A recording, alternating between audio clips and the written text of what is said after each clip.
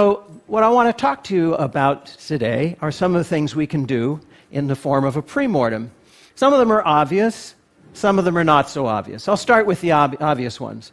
Around the home, designate a place for things that are easily lost.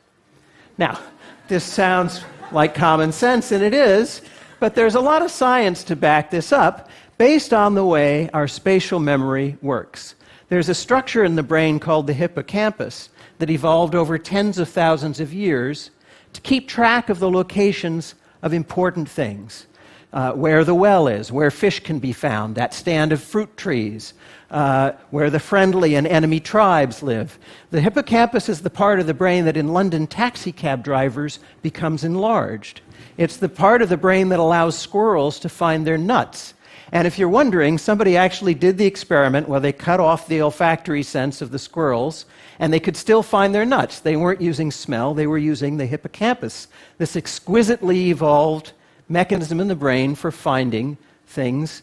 But it's really good for things that don't move around much, not so good for things that move around. So this is why we lose car keys and reading glasses and passports.